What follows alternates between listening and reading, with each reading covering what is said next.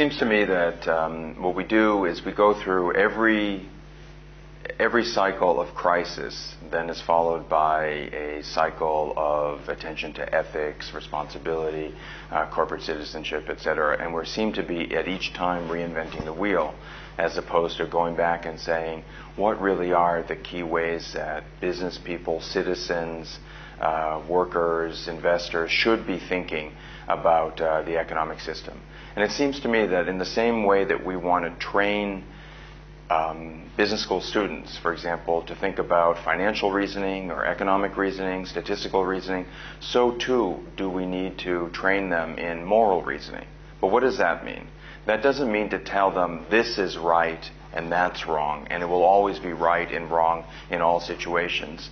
But instead, we want to teach them a set of skills so that when they are confronted with difficult situations, they can evaluate the opportunities, the alternatives, assess them to try to figure out what does that mean for themselves, what does that mean for their organizations, what does that mean for society as a whole.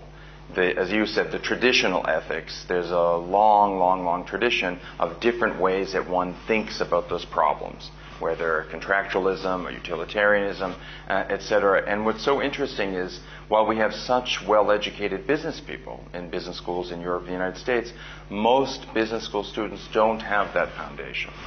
So what we know, and this is one of the things that we do well at MIT Sloan, is this practice-based or action learning. And what that's about is having students actually apply in the real world the kinds of frameworks that we're teaching them. Innovation is important, but it has to be coupled with a sense of the social purpose of business.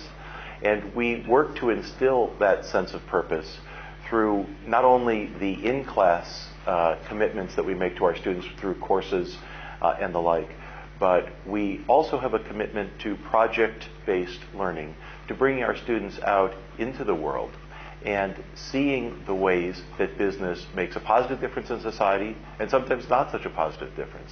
And our students come back from those experiences truly changed with respect to their understanding of the purpose of business. This crisis does not require fewer smart people to be working in areas like finance and governance.